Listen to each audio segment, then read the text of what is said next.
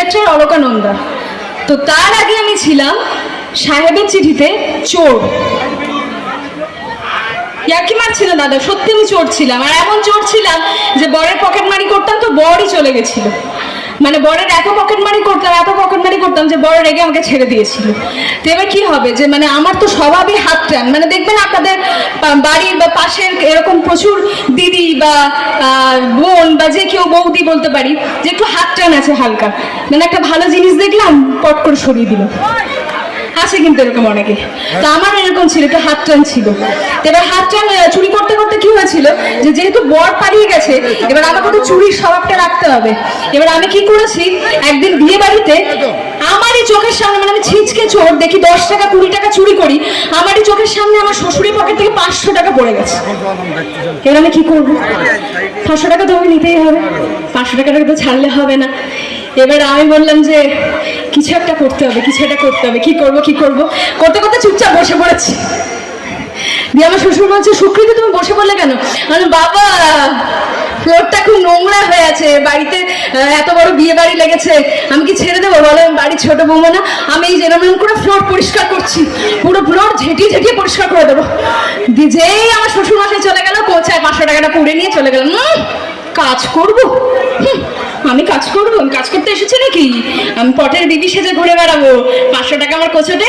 এবার যাই দেখি আর কোন এদিককার খবর ওদিকে করতে পারি, টাকা ছাড়তে হবে তো। আমি টাকা ঝাড়বো আর কি করবো, এদিককার খবর ওদিকে পাচার। তোমাদের বাড়ির আশেপাশে এরকম অনেকে থাকে, দেখবে যে নিজের বাড়িতে কত কিছু হচ্ছে সেই দিকে ধ্যান দেয় না, শুধু অন্যের বাড়িতে কি হচ্ছে সেই দিকে আড়ি পেতে থাকে তো। কি গো বৌদিরা, হ্যাঁ একটু আওয়াজ শুনতে পাই, একটু দেখি হাসি মুখগুলো কোথায়? বাড়িতে খবর পাচার করার লোক আছে তো। নিজের বৌমা কত কিছু করেছে, নিজের মেয়ে কত কিছু করেছে, নিজের ছেলে কত কিছু করেছে ঠিক নেই, শুধু লোকের ছেলে কি করেছে, লোকের বৌমা কি করেছে এইদিকে নজর। এরকম আমারও একজন ছিল পিসিমণি, সারা জীবন আমাকে বলেছে সুকৃতি ননসেন্স চোর। একদিন গিয়ে আমি দেখতে পেলাম পিসিমণিও ঝেড়েছে অনেক টাকা। আমি তো 30, 40, 500 ঝাড়ি, পিসিমণি কত টাকা ঝেড়েছে জানো? 10 লাখ। আর পড়লো আমারই চোখে পড়লো। সারাদিন এদিকে ওদিকে ঘুরে বেড়ায়, দেখি পিসিমণি টাকা ছাড়ছে, আমারই চোখে পড়েছে। আমিও পেয়েছি সুযোগ, ছাড়বো না। আমিও গেলাম, গিয়ে বললাম কি গো তোমাদের আলমারি থেকে 10 লাখ টাকা মিসিং। বলছে হ্যাঁ তুমি ঝেড়েছো না? আমি বললাম না আমি ঝাড়িনি। ঝেড়েছে কে জানো?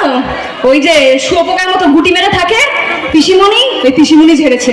পিসিমণি আবার আমাকে চোরের মায়ের বড় গলা, দেখবে পাশের বাড়িতে অনেকজন থাকে, চুরি করবে সবকিছু করবে, আবার বড় বড় কথা বলবে, আমি এসব করি না, আমি ওসব দেখি না, আমি এসব করি না। হ্যাঁ আমার সামনে, চোরের সামনে বড় বড় কথা। নিজের চোখে দেখে এসেছি, আমার চোখ না সিসিটিভি ক্যামেরা, সেই চোখ দিয়ে দেখে এসেছি, আবার বলছে চুরি করি। আমিও বললাম আলমারিটা সার্চ করো পেয়ে যাবে। ঠিক আলমারিটা সার্চ করলো আর পেয়ে গেল। যেই পেয়েছে অমনি ভিমনি খেয়ে অজ্ঞান হয়ে পড়ে গেছে। আমি তখন বললাম অজ্ঞানে পড়লে হবে না কিন্তু, ও তুমি গুপ্তি ধরে পড়ে আছো আমি জানি, এক্ষুনি ইঞ্জেকশন এনে গেঁথে দেবো, অমনি প্রজাপতির মতো পাখা মেলে উড়ে যাবে।